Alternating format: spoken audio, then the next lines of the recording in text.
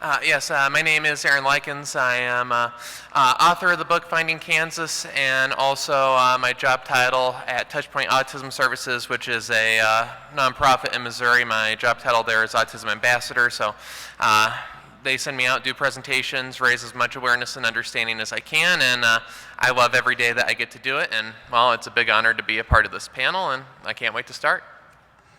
Such enthusiasm. Short, too. I'm Tim Page. I teach at the University of Southern California, and I wrote a book about my experiences with Asperger's syndrome called Parallel Play. I live in Los Angeles, and I'm delighted to be here. Thanks, Tim. Hi, Michael McMahon, founder of College Internship Program, 6 programs around the country. I'm also ASPE, diagnosed 10 years ago by my staff. And I'd like to introduce myself as far as I have 6 children and 12 grandchildren. And what else was I going to tell you?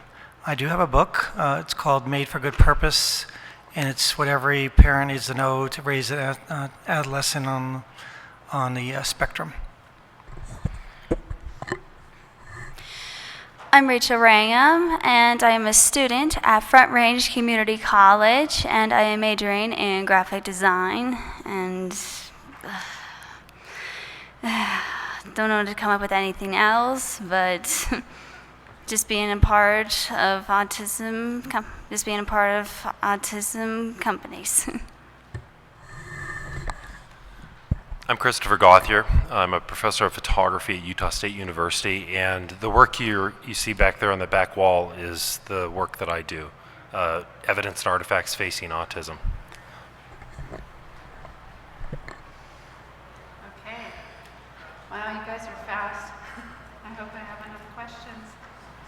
So, to me, bullying is a really sensitive subject, whether we're talking about vulnerable populations, the autism or other challenges in life, or neurotypical, normal, whatever that is. I think all of us have been bullied at one time or another, so I appreciate you being here. If there are any questions I ask that are uncomfortable for you to answer, you don't have to answer them, so I just want to give that permission right now.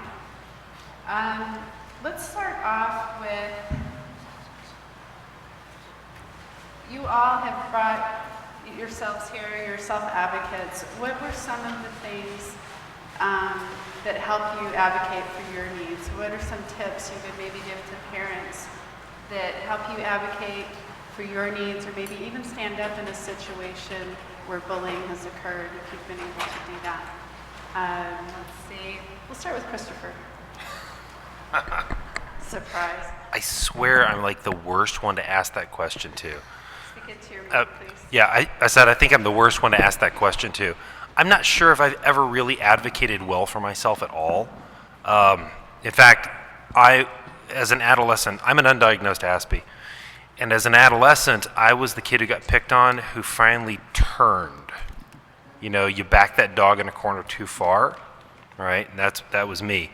I became the bully of the bullies, which got me a relationship with the principal of the high school, which was I would walk in and he'd go, "You did it again, didn't you?" I said, "Yeah." He'd say, "All right, sit down for 5 minutes." 5 minutes go on. He goes, "All right, see you tomorrow." Okay, you know, he knew I was picking on the guys who were picking on the little guys. I would not recommend that. Okay, so that's not my advice by anybody's stretch of anyone's imagination. But what I do is, I guess I do this other work, my other advocacy work, which is the photography, for other people, because I don't want to see other folks get pushed to that limit, pushed to that threshold. I still drive like a dog, but I drive like a dog for other people. Rachel, do you have any tips you want to share with people on how you advocate for yourself, get your needs met, maybe in college or something like that, when you need something special? Like what, something about college? Just getting your needs met. Are there little tips that you give to maybe kids who are going to college about getting to disability services or something like that? Well, with me, when I applied to Front Range Community College, of course, I needed special services, which Front Range does have, and that is nice because they give out accommodations such as note-taking or audio voice records for disabilities, which is always a good thing because if there weren't any special services, then other disabled students wouldn't know how to handle community colleges or other universities. Thanks, Rachel. Michael, did you have something to add on I self-advocating? always have something to add. That's Way to not a be nice problem. today. Okay. No, when I was a child, my coping mechanism was to simply get in with the kids that were, the clique that sort of controlled things, and sort of befriend them and be near them and act like them, and just not say anything that they would pick on me for, with me. So, but I have many tips, but I'll just give a couple. One is, first of all, you have to look at the opposite of bullying. What's the opposite of bullying is someone standing up, knowing themselves, and being able to be assertive, right? So one incident I had with my grandson who has some Asperger's, and he was sort of small in stature, and he rides a bus every morning for an hour. And the buses are notoriously places where you're bullied, right? And so what we taught him was to say no. To as soon as someone started to do it with him, say, stop doing that to me. And that was sort of enough in many cases, because if you speak up, if it's sort of how you go into a fight. If you ever had a fight, if you sort of get crazy and go all the way out, then the other person, even if he's bigger than you, will back off, because you sort of have to show it's your territory. It's like two moose, in a field or something, But so with him, we just taught him to speak up and look right directly at him and say, stop that, I don't like that. And it really works. So that's just one tip, and we'll go on. You were doing fine. Tim? It's interesting because I'm thinking back about bullying when I was a kid, and the sort of physical bullying that I got when I was younger would, I don't think, be tolerated at many schools now. I mean, maybe some very tough schools with all sorts of major discipline problems, but I actually went to a very liberal, enlightened high school at a university in Connecticut, and yet I was still an absolute bully magnet. I think probably there, the kind of bullying that I got when I was a kid doesn't go on at all anymore, because this was back in the 60s, and it was basically an all-white town, and so black kids would get beat up, and of course most gay people were in the closet then, so they would get beat up, and no one knew what was going on with me, so I would get beat up. And I don't think that sort of thing would be tolerated many places now. I think the bullies would probably be called to account very quickly. On the other hand, of course, now we have this ability to do far, far worse harm with the internet and Facebook and these other things. And there have been some celebrated cases of people actually going on, and some kids have been driven to suicide, which I think certainly crossed my mind a lot when I was a kid, and I think it would be a lot harder now with the kind of viciousness that often happens. As for standing up, yeah, I mean, that works. Actually, some friends of mine and I started a group where we would make some kind of weird sound if we were being harassed by these kids who like to harass weird kids. And we'd all sort of show up there and act very, tough and unified. And of course, we would have been completely wiped out if it had gotten really into much more than that. But so I don't really know. Yeah, standing up. I think perhaps maybe some explanation of where you are, and I think perhaps I would imagine schools have to be much more tolerant than they were in the late 1960s. And these days, from what I understand, they really get platforms together. Another problem I would mention very quickly is bullying by teachers. And that, I think, has to have pretty much, I'm going to guess that a lot of that's disappeared. I actually had a horrible, monstrous person who, I was a terrible athlete, just unbelievably terrible, and it took me till I was about in seventh grade to get excused from gym. So 5th, 6th, 7th, early childhood, I'd have to go play kickball, and when I try to kick the ball and I'd fail, and there would always be bases loaded and 2 outs, and so I'd ruin the day for all my my friends. And then the teacher would actually make fun of me and tell me I should just go home and listen to my opera records. And this made me very unhappy.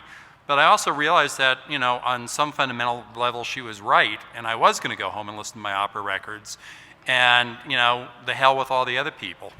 So. Yeah, well, I was really fortunate going in through school because I don't think I was bullied, and if I was oblivious to it. I mean, everybody just left me alone. I was just on my own little island. But in my life now, when I go into new situations, I am very forthcoming. I mean, if it's going to be a situation I'm going to be in for a while, I let people know that, hey, I have this thing called Asperger's syndrome. And when I was first diagnosed, people had no idea what that meant. I was diagnosed at the age of 20, which the first person I ever told I had Asperger's syndrome looked at me and said, whoa, whoa, whoa, whoa, whoa. Did you say you just ate a hamburger? What did you say?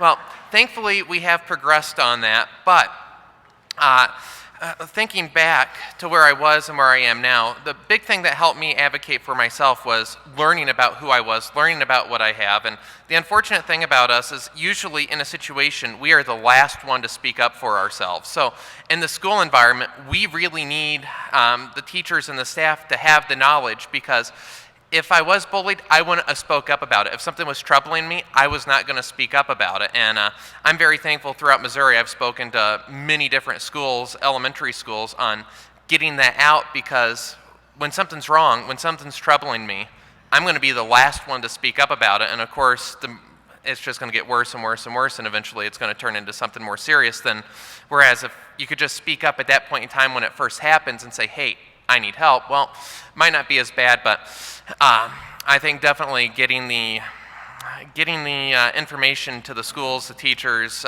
specifically, and when it goes to bullying from teachers, I think that happens almost, well, now unintentionally, because if the teacher doesn't know what Asperger's syndrome is, and a teacher asks a rhetorical question and the Aspie student gives an answer, well, the teachers are instantly going to think that, okay, here's a smart aleck, they're just trying to annoy me, they're trying to undermine my authority, when that's not the case. And, well, knowledge is power, and hopefully, eventually, all the teachers do have the knowledge they need. Thanks. Well, we have Michael, you work with kids on the spectrum. How do you teach skills other than when somebody is starting to bully you, saying, hey, stop, I know that doesn't always work. What are some of the next steps that maybe you'll teach in those situations? Okay, so it's just imagine yourself with a V written right on your forehead for victim. And that's just something that I carried around most of my life. And I would wonder why people treated me in a certain way. They just sort of disrespected me. And I realized it's only in the last 10 years, the last 5 years, how to get rid of that. And basically, it's an inside job. So when someone's being bullied, you can, teach them the obvious strategies we're talking about, like, telling the teacher or having friends help you or standing up to them yourself. But how are you attracting it? It's like, the way I describe it is, did you ever see a dog that sort of cowers and walks along, and then people feel like almost kicking that dog? And why would they feel like kicking a dog, But it almost acts shamed, the dog. It sort of cowers because it's probably been beaten, and other things. So we sort of carry around, the way we carry ourselves has a lot to do, our nonverbal behavior, with the way people treat us.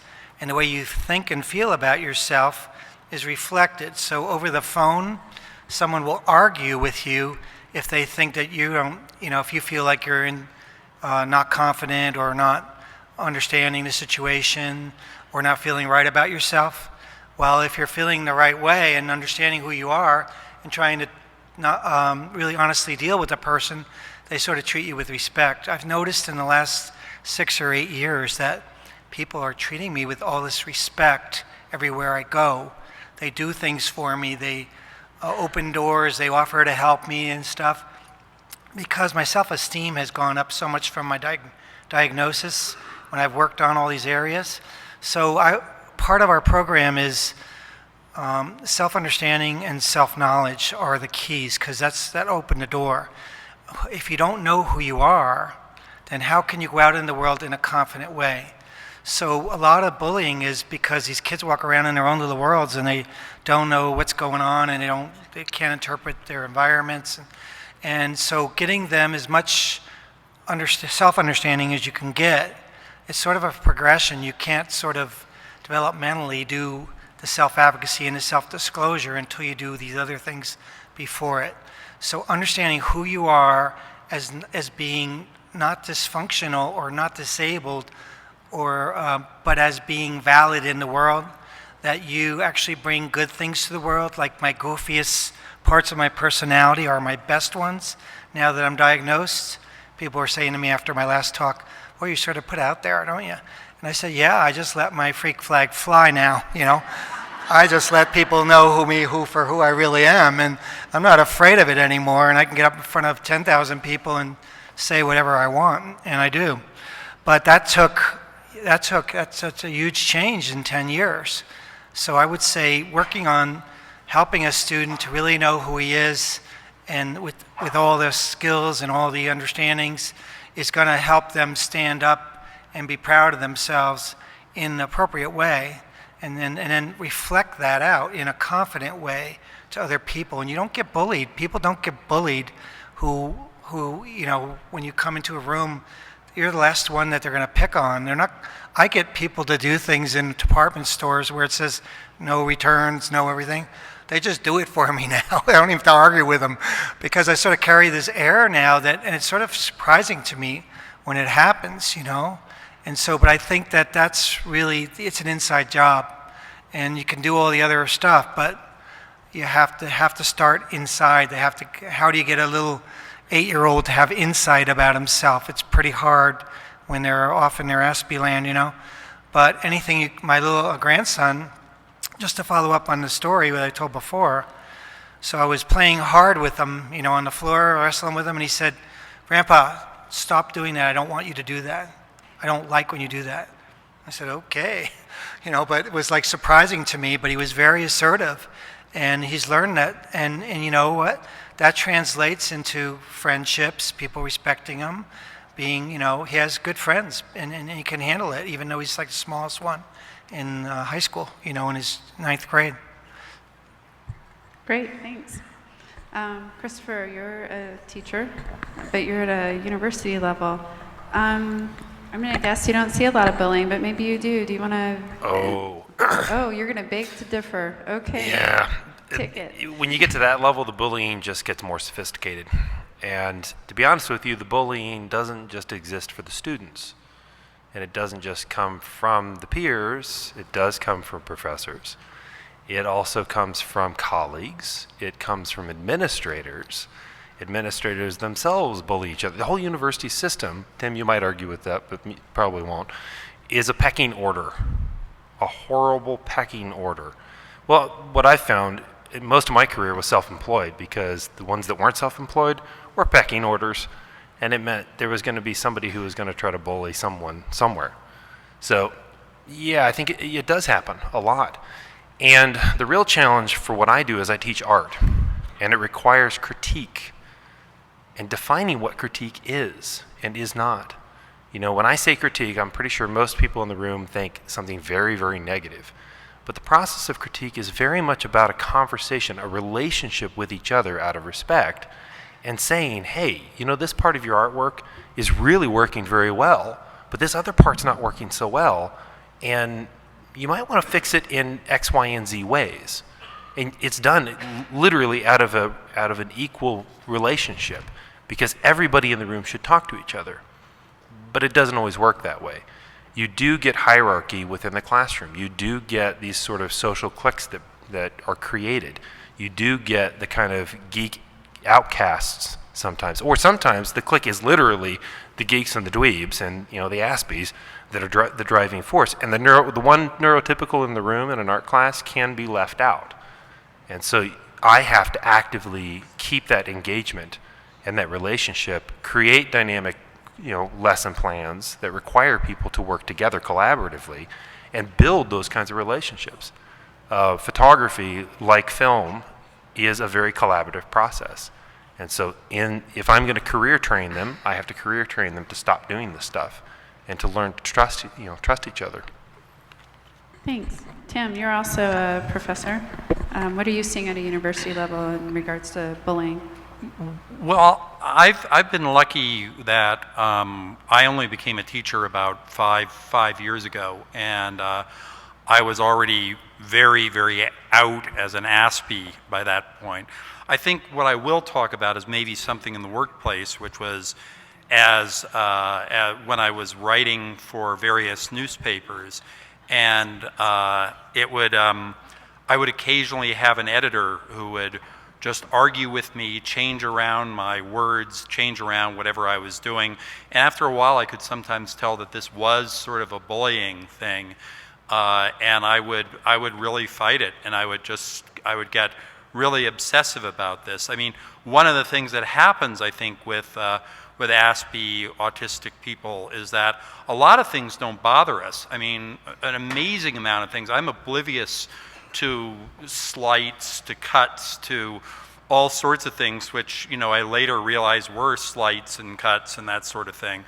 But if you try to mess with something that I've been working on and that I really, really care about, I will get upset. I want to continue talking also a little bit about ways to deal with it as a child, because that's when I think most of us get most of our bullying, unless we have really nightmare bosses. But usually we've worked out some kind of coping tactics.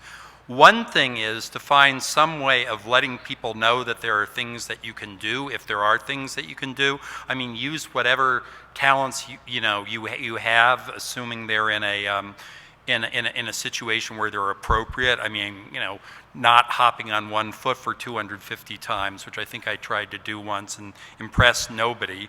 And if anything, I mean, for a lot of Aspies are kind of flypaper for bullies sometimes. But, I even noticed this last night. I'm 57 years old, and I was really very close to being very obnoxious with somebody last night, and it wasn't that person's fault. I mean, we have this tendency to be pedants and to know so much, and I think somebody ought to, sometimes tell us, look, you're giving this person too much information, you're being too specific about this. For instance, it used to send me into an absolute rage, right, when a friend of mine would say that he was going to be sleeping over somebody's house, as opposed to sleeping over at somebody's house, because I would get this vision of this mattress on the roof, and for whatever reason, it would really absolutely annoy me. And last night we had sort of a party, with a few people here, and I went and they had a listing of regular beers and imported beers, and here's this guy who's just a bartender doing a gig, and the beers were $4 and the imported beers were $4.25. And I want a Samuel Adams, which is imported from Boston. And he said, well, that's $4.25. And I said, this is not an imported beer. And the guy looked at me as if I was, pretty crazy. And I immediately apologized. And I realized that I was just I wasn't even trying to be obnoxious. It struck me as so illogical and so wrong. And I think that's one thing that a lot of Aspies do. We have this real sense of justice, and it's one thing that will really drive us crazy is if something is presented to us as this, and it's not this, it's that. So I I guess that's something which maybe you can do as parents or as teachers, is just somehow get it across to the kid. And then another thing I notice with a lot of Aspies is we have a completely absurdist sense of humor, which we kind of work as our own defense. And if you can somehow appeal to that Aspie's absurdist sense of humor and get the kid laughing, it'll take care of a lot of tension in the kid, and also perhaps in the relations that they have with other people. Thanks, Tim. Rachel. Do you want to talk a little bit about a bullying experience you had, or maybe at what level in school was easier or harder with regard to bullying? Well, my experience with bullying was in middle school, and don't remember how old I was, but it wasn't all that good. Only like there was one bullying. There were like few girls in the school cafeteria who were like picking on me for no reason, and the only reason they were doing that is because if they don't bully anyone, they would never be friends, and that was just so wrong to do. So I had to really needed to talk to them so that none of that would happen again. So yeah, all of it was also been taught by the teachers and other staff at middle school. Another was probably Spanish boys who were saying rude things at me only because they probably didn't know how to say nice things to a girl. And then when I had to talk to that all by a counselor to see how that would be made up, things would just come along just fine so that no one would just be teasing me again. So what you found is getting help and talking through things helped with people stop bullying? Yeah, if you just get help by the teacher at schools so that none of the bullying would happen again. Okay, great. Erin, I wanted to ask you a question. I know you run a blog. I'm wondering, have you had the opportunity to blog about bullying and maybe helping people on the spectrum? Have you passed on your own tips around that? It seems anytime I touch on the bullying topic, readers come out of nowhere. So it is a big topic, and I'll just share a blog I wrote last year that happened to me. I just remembered I experienced bullying, which the thing is, bullying, as mentioned, can't happen anywhere. And of all places, last year it happened to me at the bowling alley. I bowl in a league, and I used to work at this bowling alley. It was my first job.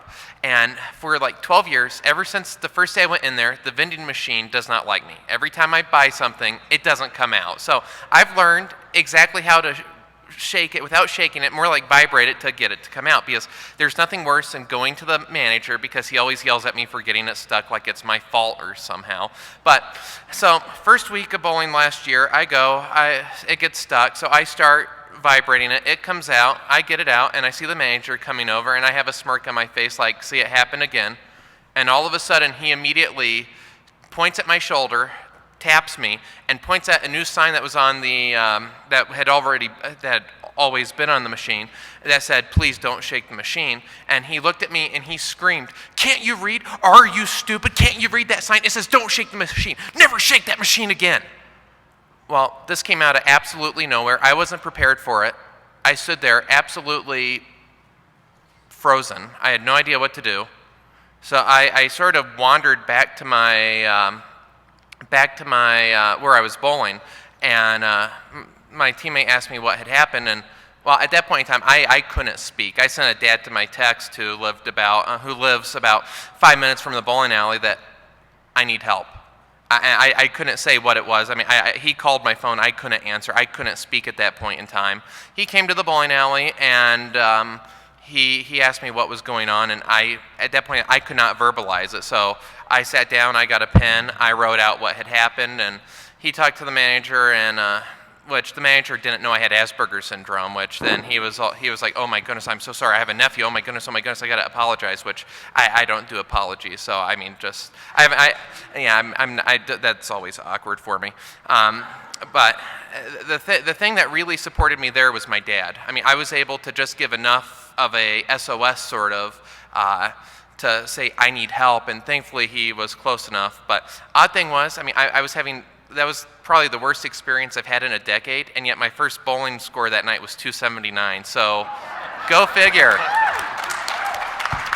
But the key thing there was when it happened, and I've said this many times on various blogs when I touch on this topic, is if it's happening somehow, and it goes against everything I know, because when something happens, I don't want to speak up, but I was able to just throw out enough of a lifeline for my dad, and my teammates were there for me too. Once they learned what was going on, they were great. They didn't try to overcompensate. They didn't try to overconsole me. They gave me my space, and that was great. I think you really handled that awfully well, Aaron. And I think your 279 says a lot for what a lot of us feel. You know, I think an awful lot of us, you know, I remember when I was very young, I was thinking there's going to come a time when people are going to see something good in me where I'm not going to be always completely screwing up, and where I'm going to do something so damn good that they're all going to go, you know, wow. I would also say the help from your dad sounds really important, and I would say, you know, I think all of us on some levels need, you know, I mean, this sounds corny, but all of us need some kind of love and support from people. But I find I cannot imagine. I've been married twice, neither of them really worked out, but I've had friends that I've had for 50 years, and you know, they have been loving and supportive, and indeed sometimes protective. Sometimes even way back when I was, you know, bully magnet, you know, people would come up and they'd say, look, this is, you know, help out this kid. Not that I was weird, but that I was special, and they somehow saw that specialness. It can be a parent, it can be, you know, a friend, a lover, you know, whatever. But I find that in general, people with this condition do even worse alone than people do alone in general, so far as I can gauge. Anyone else have anything to add?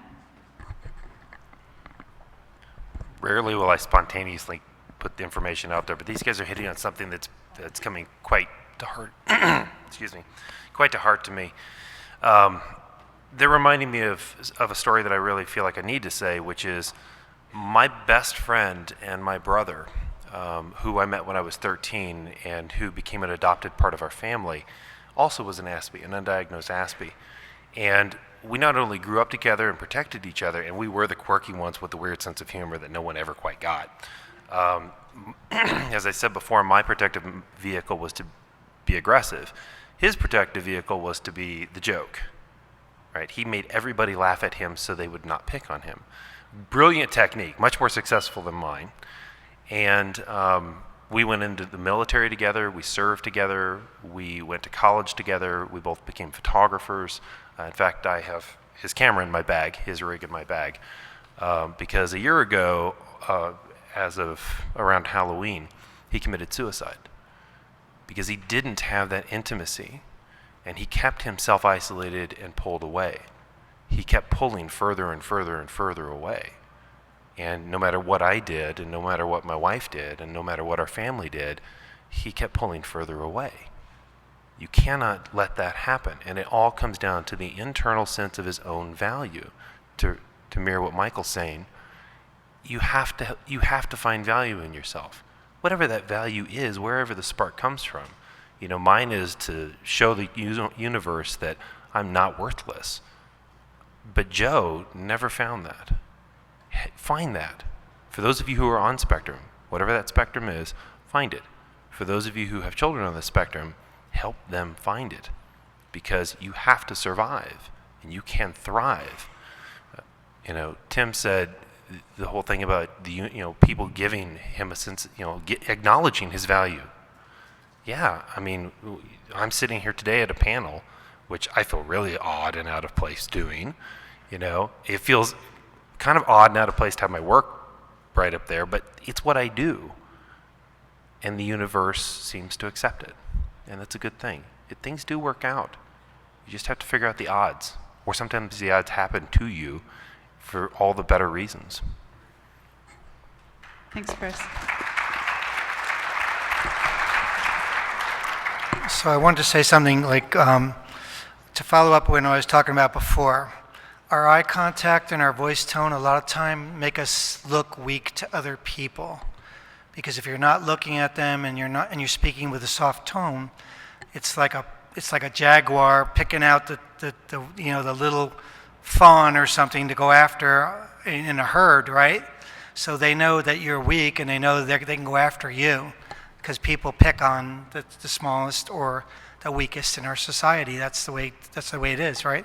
So teaching perspective-taking skills to kids about how they're showing up, videotaping them, like, when you want to stop someone, you stand right up to them, you look at them, and the way your stature is, the way you're, like these lizards you see where they get really big and their tails go up and everything.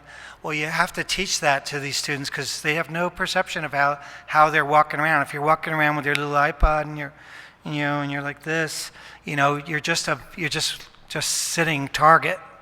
So teaching them all of the physical, the way that they look, the way they carry themselves. They're taking perspective of other people, like knowing who to trust, who not to trust, who to be around, where to be in a building, like don't walk down that hallway. That's where the high school kids are, and they're gonna, whatever. So go the other way. And that's one thing. And then I was going to say that I was feeding off what over here was said about this thing about absorbing. I think I was oblivious to a lot of the abuse and insult as a child. And because I'm in my own little world, that I wasn't even understanding it or feeling it. And so that's like a toxic sponge that just keeps picking up water. And then what happens is, as you get older in junior high or high school or even college, you start to realize all of that, and it starts to have an effect on you, an emotional effect. So what happens in, I go to Al-Anon, and this lady was saying, Al-Anon, what happens is the police show up and they arrest not the alcoholic, but the Al-Anon woman, because she's like a crazy maniac, and the other guy's sitting over there, totally calm, zoned out with his drink, and she's like whacked out. So it's basically what we have when we implode or explode, because we take in so much of this stuff, it comes out looking like psychosis or all kinds of other mental illness problems, and because we don't know how to communicate it on a regular basis, because we are in our own little worlds. So having a mechanism to communicate, and then with our students, we're noticing when they come in, they don't even know what their feelings are. They can't even define them or tell you what they're feeling on any day. If they're feeling lonely or tired, or they can't even say it to you because they're not even aware. So they have to be trained to feel their emotions. What emotion are you experiencing now? How much of an emotion are you feeling now? Like right now, you're all sitting there. Some of you are probably tired. Some of you probably ate a good lunch. Some of you are hungry. Some of you are not. Some of you are anxious. Some of you are not. Some of you are thinking about how you're going to get home. But all of these things are going on in your brain. But if you're not aware of that, then you're victimized by it, sort of. And so awareness is really the key. And I have more to say, but I'll pass for now. You're getting good, Michael. All right, I'm going to pass the question. I'd like the whole panel to answer it. I'm going to start with you, Erin. You've all been in school. You've all probably experienced bullying. What do you wish was different about the classroom environment in terms of awareness? Do you think it would be helpful if there was some sort of an awareness program around autism and Asperger's that was taught to students that might make a difference when it comes to bullying? Yeah, I have a great example on this. Last October, one of the clients at where I work, they were in 5th grade. They were having issues in the classroom, and this kid was a carbon copy of me. He his interests. He thought everybody else shared the exact same interests that he did. And myself, throughout my entire school career, I mean, I would talk to everybody that they had the same interest in weather and same interest as auto racing as I had, and I had no filter, and I would go on for 24 hours straight and have no idea that I was boring them to tears. But, well, there was no understanding there. So the child's parent asked if I would go in, and I said sure, and then I went, wait a minute, I'm talking to fifth graders? Which, 2 days prior, I spoke at the Missouri Department of Mental Health Commission, I mean, the top level, and I thought I was nervous about that. Oh no, standing in front of 25 fifth graders, I stood in front of the classroom, and I had no idea what to say. I mean, I had given, at that point in time, 190 presentations. I mean, I know how to present, and I stood there absolutely frozen, and I turned to the teacher, and I was like, help? And she said, well, why don't you just tell them what autism is? Good idea. And I was worried, how do I put it in how can I phrase it that fifth graders could understand? And, well, I mean, I was still fumbling about trying to figure out what to say, and eventually a kid in the middle of the classroom raised his hand, frustrated, and said, and I called on him. I was like, yeah. I said, if I'm not mistaken, isn't autism and Asperger's syndrome, don't you just see the world differently? Immediately I said, do you want my job? That opened me up, though, and I was amazed. I didn't have to change, I mean, if you saw my presentation yesterday, I didn't have to change any of my stories, any of my concepts for everybody to instantly latch on and understand what I was saying. And it was supposed to go for an hour, but the kids kept asking questions. It was a 90-minute thing. And at the end, they asked some very profound questions. One of the questions were, and this is coming from fifth graders, and they had no idea I was coming in, but one of them asked me, do you think society does, or will underestimate you because you're on the autism spectrum? And another kid asked, if you could take a pill and get rid of Asperger's syndrome right now, would you?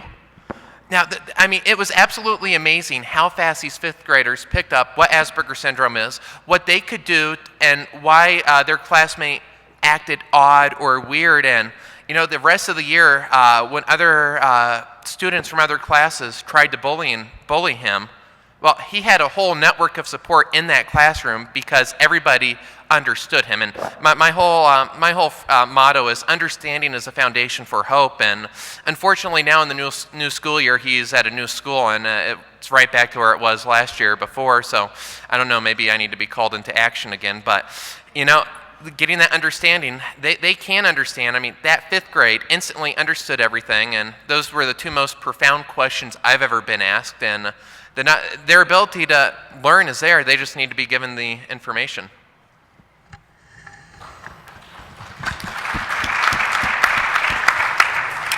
I think it was Woody Allen who once said that he had only one regret in life, and that was that he wasn't somebody else. I don't actually believe that he means that, and I think it's also true of a lot of people with autism and Asperger's syndrome, especially if they can stick around and find something that is something they can really pour themselves into. What you were talking about talking to these kids, brought to mind and I don't mean this in any pejorative sense, the way politicians, if you ask them a question, they'll give you the answer that they want to give you. And it's actually a protective way of dealing with people who are asking you questions about who you are, what you're about. Tell them a little bit, and maybe you found a few lines which will somehow sort of get through and make them laugh a little bit. I think a lot of people with this, learn how to be funny or learn how to be self-deprecating, and as long as you don't take it too far, that can be very helpful. I keep wondering about this kind of brave new world where people go and they talk about Asperger's syndrome, because I'd never heard of it until moments before I was diagnosed, when it was being explained in my middle son, and I was sitting there going like, huh? This sure sounds familiar. And then I was really kind of amazed by it, and immediately after the doctor diagnosed my son, he diagnosed me. And for me, it was one of those things where it was like, oh my God, this finally explains so much about what's going on. And it's a funny thing. It's the way I feel about a lot of these, very strongly, these autistic radicals. I absolutely admire their spirit. There's a woman named Bev Harp who did a wonderful picture, which I have up on my wall, which has this young boy smiling beatifically at a toaster. And the headline is, "If loving toasters is wrong, I don't want to be right."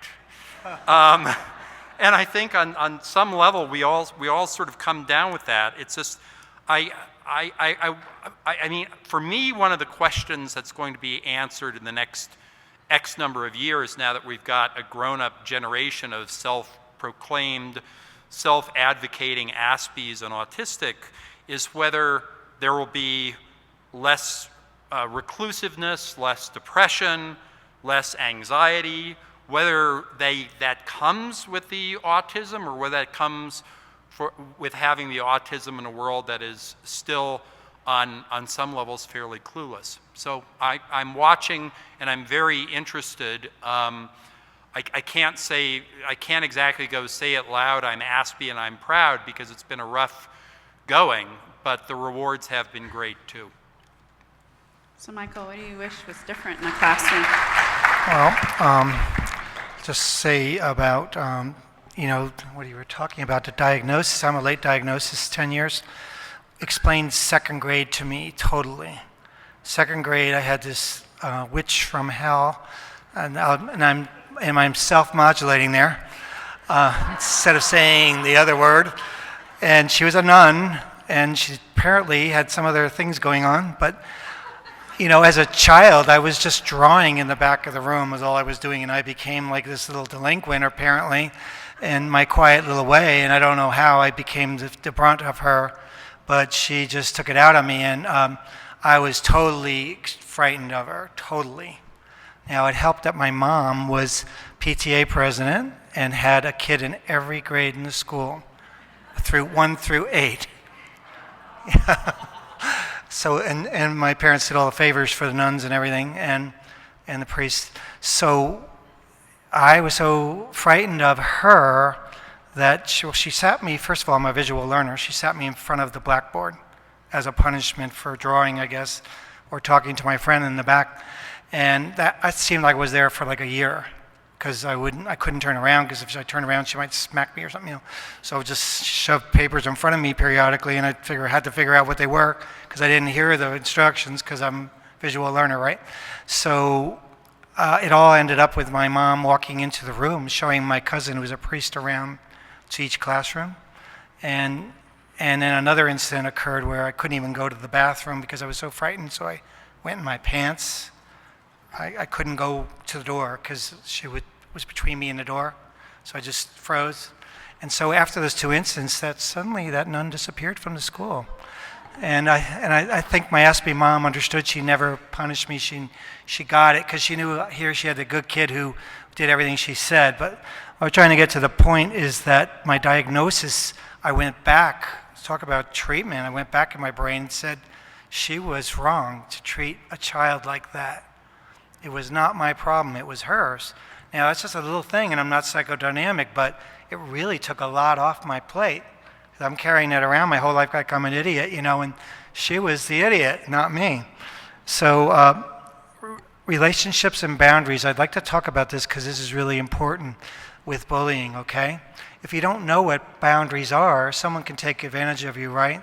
Your money, we have students who, your apartment mate will have them do all their chores in the apartment for them, or have them, give them their money and everything else because they're trying to please everyone.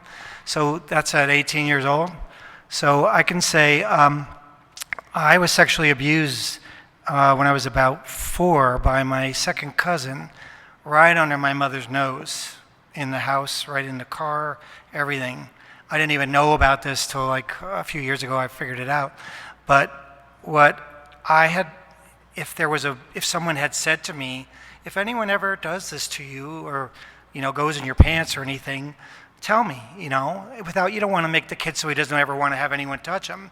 That would be the opposite problem, right? Because we're rule bound. But I think you need to set up the boundaries and explain it pretty clearly, maybe even with pictures to kids, and explain it to Aspie kids, because we're sitting ducks. We're quiet little kids who, and anyone who shows some kind of, gets into our world, and that's what he did. He started doing the little things that I like, playing with my cars with me and doing stuff, and he started joining my world, and that's how he got in there and started then pairing that with affection, which I didn't really like anyone touching me, but if you're playing cards with me and you have your arm on me, and then see what I'm saying, you just get used to it, and then this is over a week period, and then I didn't know what he was doing. I thought it was fine. I just thought it was another behavior. And I never told my mother. She never asked me, so I didn't realize it till I was an adult that that's what happened. So I think teaching boundaries so people can't be abused, helping them to understand when they can stand up for each other, when they can leave a situation, when they can, those kind of things. Because I thought I had to do everything adults told me to do. The nuns, priests, anyone, I had to do it, and they were like God, So you have to teach that. It's not going to come natural to an Aspie because we're rule bound. Our behavior is rule bound. Thanks, Michael. Yep.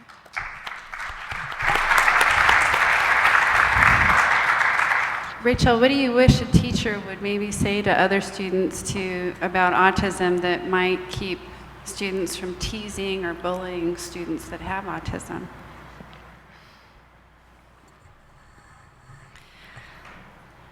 All I can just say is that for students with disabilities, like going to any schools and like fitting in with other people who don't have disabilities, I would suggest that there would be teachers there who would understand autism, because it's like the most important thing, so that the teachers would know how to help those disabled students with their needs, so that their education would be even better.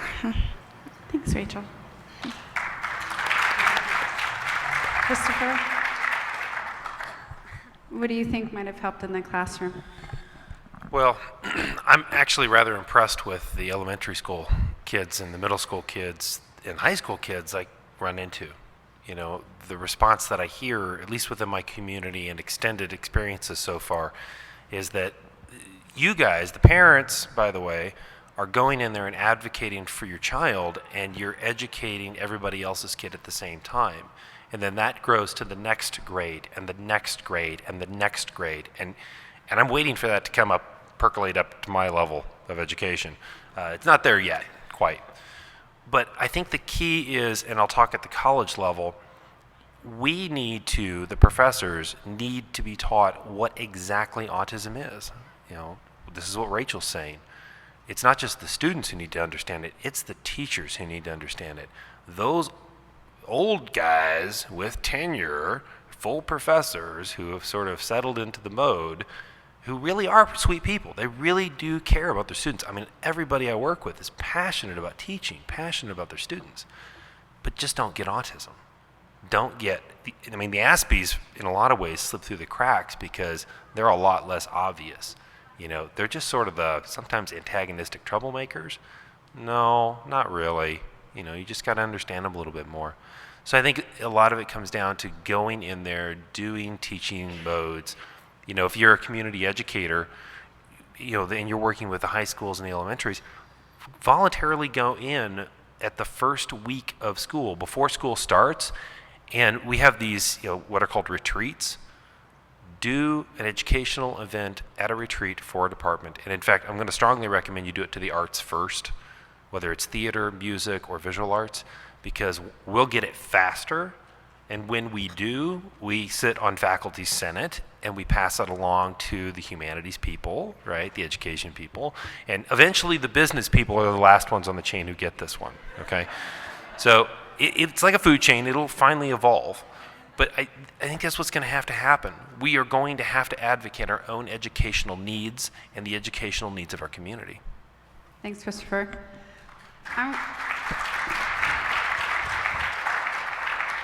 I'd like to add my 2 cents as a parent who had a daughter in the public school system, and this is a big concern. But first, I'd like to know how many parents we have in the room. How big of a concern is this for you as a parent? Big. How many teachers have we got in the room? Concern for you? I didn't know how to handle this, but what we did, and this was before Rachel was self-aware, and she's given me permission to share the story. Thank you, Rachel. You know, it's a scary thing to think about your child or your student being bullied and maybe not fully understanding how they understand or perceive their world and how they may or may not be able to stand up for themselves or even get help from you. So what I did is I had long talks with the teacher that I knew Rachel was going to have to explain her strengths and her challenges. And then we agreed upon, and this was during elementary school, we agreed upon that about 2 weeks after the kids had had an opportunity to interact with Rachel, that I would get an opportunity to go in and do what I called Autism 101. Now, that didn't mean I went into the classroom and said, hey, Rachel has autism, because that word doesn't mean anything to elementary school kids. What that did mean is I gave them a platform to ask me questions. Hey, have you gotten to know my daughter Rachel? She's new to the school. Are there things you've noticed that are different? You know, I would ask them to raise their hands and just ask me questions, and I took bribes like cupcakes. Food opens kids up. And they'd ask questions, and we talked a lot about Rachel's strengths and when we talked about her challenges. And that if they were struggling with something that Rachel had a strength in, I encouraged them to seek Rachel out because there were some things that Rachel was really good at. And then there were other things that maybe she wasn't so good at that they could help her with. She still has, let's see, you have Hannah, Megan, Asia. Who else do we have from that group? Savannah and Maria. Savannah and Maria. But we have 3 elementary girls who took Rachel under their wing, and when they saw something happening on the playground, they were also a support net when Rachel wasn't able to stand up for herself. So that really worked, and when we got to the middle school level, I wasn't allowed to do that until she was bullied, and then I was asked to come in and do that. So I just want to hold out the possibility. Those are different conversations at a middle school level. I approached it differently. I named a list of celebrities that I knew every middle schooler would recognize and said, what do they have all in common? They had different disabilities like ADHD, dyslexia. I didn't just pick autism, and we talked about ableism. So sometimes I think maybe as educators, instead of focusing on disabilities as strictly being physical or diversity as strictly being color, we need to talk a little bit more about the invisible challenges that face people with disabilities. I don't even like that word. We need a new paradigm. It's not a disability, but differently abled. And the students in those classrooms are our kids' friends and educators. They're their future employers, and if we don't somehow get them in on the know, there's going to be bullying, and it's going to be hard to find jobs. So that would be my parent perspective.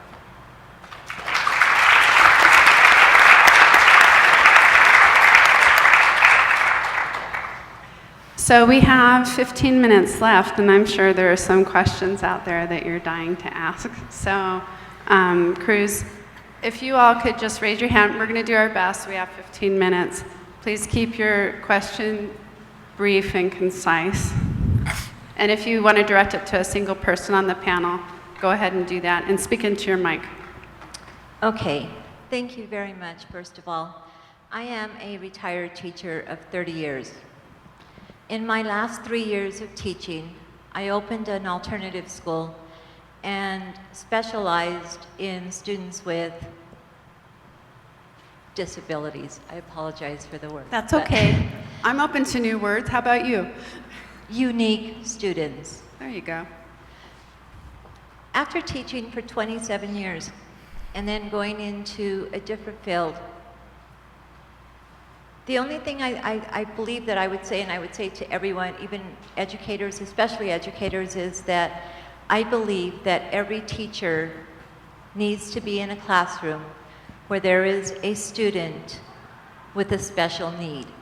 in order to understand exactly what those individuals are going through. I now have a 5-year-old boy, and I am having some issues dealing with the school system, but I am very involved.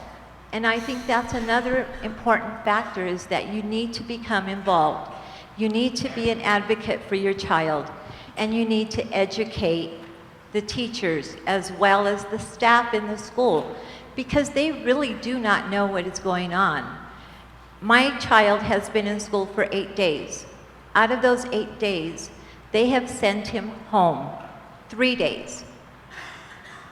Those are some of the issues that I'm going to have to go in and I'm going to have to battle, because I'm up against, you're going to have parents calling me, and I'm going to have to account to these parents why your child is acting the way he is and accidentally maybe hurt someone else, kick someone else.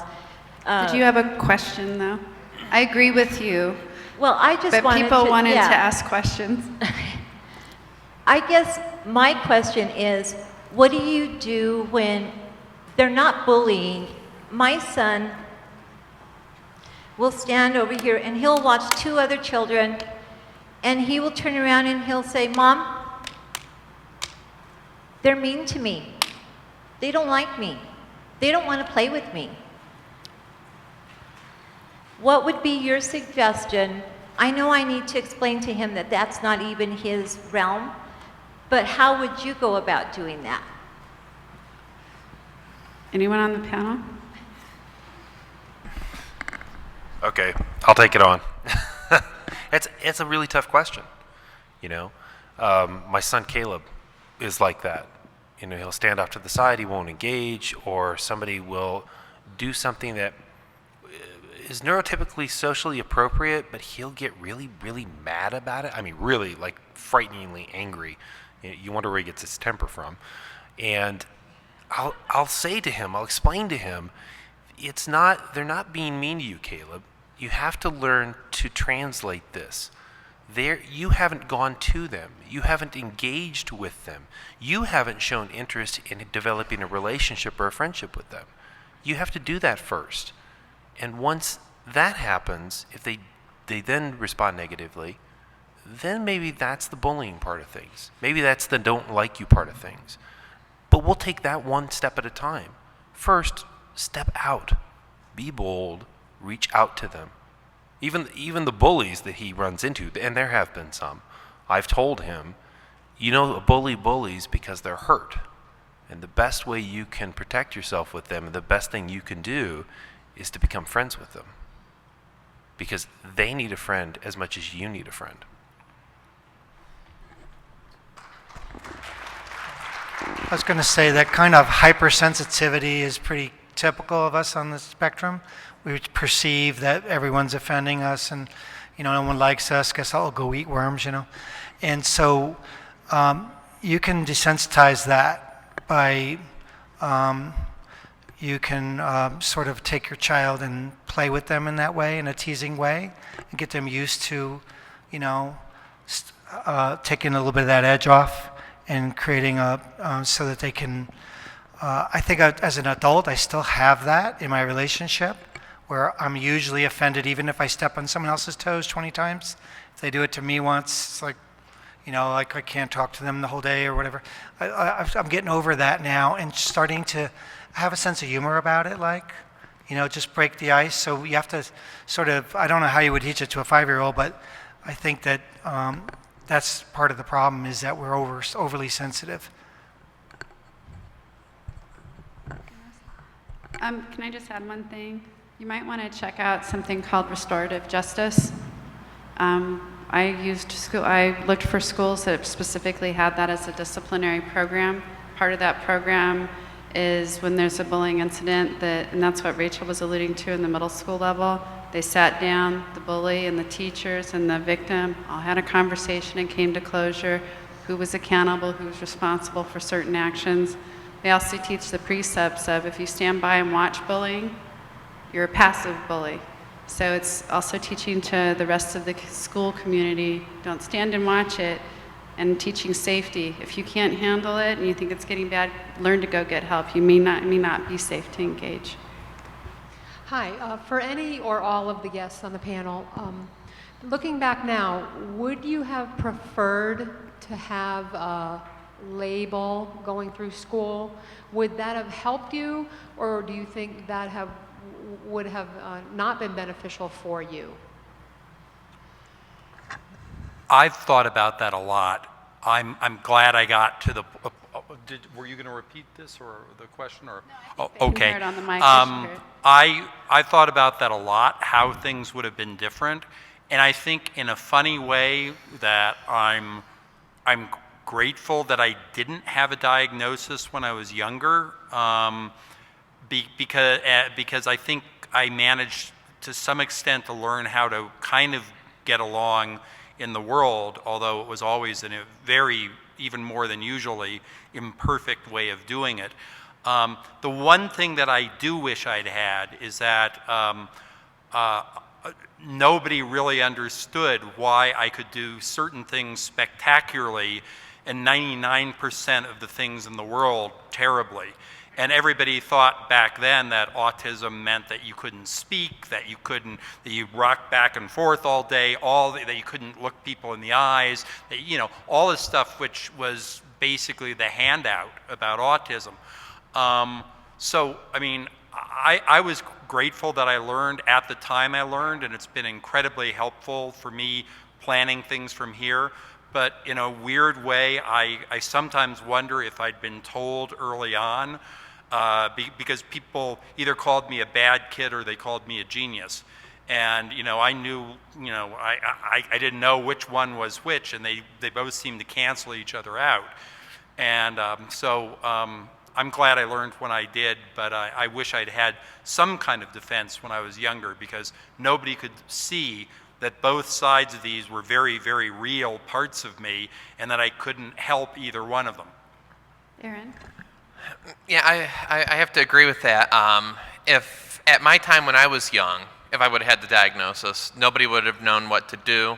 I think that would have been, people would have just been confused. Now, if I was younger today, I think most certainly, because that would open up much more support, much more awareness. But myself, I'm glad everything, I've played the what if game so often.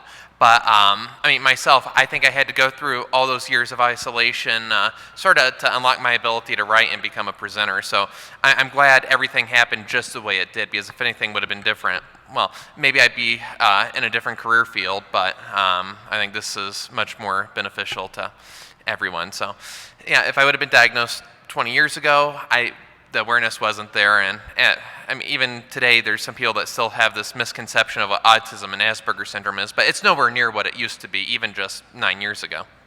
Thanks.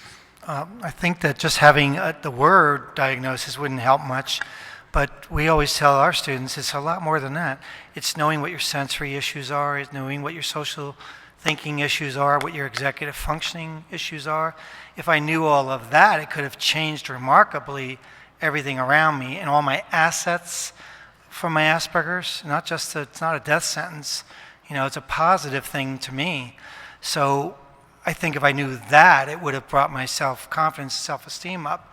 I don't have to pronounce it to everyone in the freaking classroom, but if the teachers knew what they were doing with me, it would have helped. We were talking about it, like if I was in a Montessori classroom, they would have let me go with my drawing, and they would have said, okay, show us how to design this with your drawing, and here's the math, and show us how to do it. And I would have just excelled at that, instead of being told I couldn't draw in the class.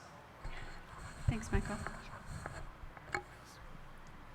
Rachel doesn't have that option. Okay, darn. Okay. Wow, these guys have pretty much summed up everything I was thinking. But there is one thing I do want to talk about. When you say the word diagnosis, I also heard you say the word label. Yeah. Stop. No, really, stop. That's a bad word. It's a bad word because it sticks in her head and it leaves a negative. My mother, God bless her, I love her to bits, but she freaks out about the concept of label. I think all of us do. It's not a label. right? And we just accept the fact that it's a framework for us to define and understand our quirkiness, to come to terms with it. Gosh, when my daughter got diagnosed, it was like, oh, reminiscing what Tim's talking about. Oh my gosh, everything starts to make sense. Yeah. It does. It has a name, but it's not a label. I mean, it's not like somebody took it and like nailed it into my forehead and look, the big V for victim. No, it's freedom. This is freedom. Now, in the 80s or the 70s, would have been a really bad idea. Absolute bad idea. Today, I think it's a really good idea. Thanks. This will probably be our last question. Please be brief. This question is for Rachel, not her mother. How many friends every week new friends do you make every week, Rachel? Well, recently, right now in college, I've not been making any friends, only because college is the hardest thing to like make friends when you're taking a full load of courses. It's hard to keep up with friends. So in the last year, in the last 12 months, how many new friends have you made? So far, none. Okay, thank you.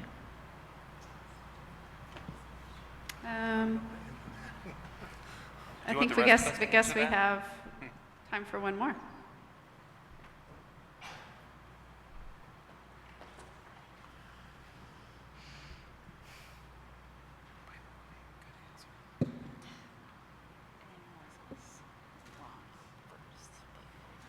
Sorry, it probably took all the time, just him coming over here. Speak into your mic, please. Okay, my son is a teenager. He's in high school now, and I think Rachel spoke about it a little bit about bullying from the opposite sex, but when I was in middle school and high school, there was definitely bullying going on, but it rarely crossed the line of doing it to the opposite sex.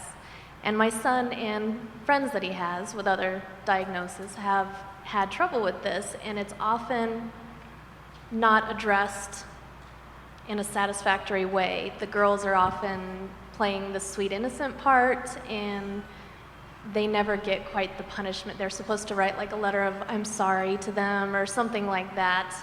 And this is like physical bullying, like when nobody's around, kicking, slamming heads into lockers, things like that. And I was just gonna ask if any of you have had issues with bullying from the opposite sex that might not have been going on either during your time in school, but have any of you, I guess Rachel can speak on it again if she wants, but have any of you had issues with that? I'm sorry, can you ask that again, please? Okay. Have any of you had issues or incidences in any time in your life, really, of where you've had to deal with bullying from the opposite sex and how you dealt with that? I can touch on that a little bit. What happened with me was I had no idea how to respond to women, much as I very, very much wanted to when we moved down to South America for a year. And I was suddenly at this school, and I'd grown up in an area where I'd known people for years and years. And here I was in, of all the horrible grades, 9th grade. And what happened with me was, even though I had mad crushes on any number of the girls in the class, I didn't know how to talk to them. I didn't know how to show anything. And I think some of them took it badly. And I got called a fairy or a faggot or something like that fairly regularly. And I think it's part of that just whole horrible business of puberty to some extent in that situation. I never had it after that. If anything, my biggest champions were the tomboys who would really love me and make it clear to some of the bullies that they were going to have to answer to them if they kept this up. Well, to be honest, for up until now, but for handling bullying is not one of the easiest things. Sometimes it's hard because you cry like it happened to me before, but all I can just think about is just trying to be strong and just get help from the principal or the teachers, and that's all I can just simply do, so the bullying would just never happen again. Yeah, so, I was talking about before is how you show up attracts this to you, right? So in my first relationship, I ended up several times with the food on me, like the plate being thrown at me, and this was due to my lack of. It's like an NLD thing where you can't, your processing speed in an argument is not quick enough, so you end up saying something snide. I would anyway. I would just say, something inappropriate, and then I would get, and the thing about it was, I thought I deserved that, sort of, until I realized after I got out of that relationship that I should have stood up for myself in that situation. So low self-esteem, can, how do you send out these signals to other people? It's sort of like you can't blame the victim, but sometimes the victim does bring on the abuse by the way they respond to it or other people's behavior. So you have to do both. You have to train the victim how not to be a victim, first of all. Why do women go back and get beat up in relationships all the time? Why do they do that? And then if they find a new one that does the same thing. So it's an inside job, That's actually, we have to stop there. I want to thank our panelists for being with us today.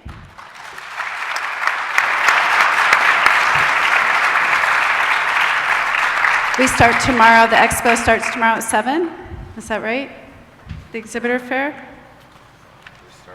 What time do we start? Okay, so No, we start at, our first session is at 9 o'clock, and the exhibitor fair starts at 8 o'clock.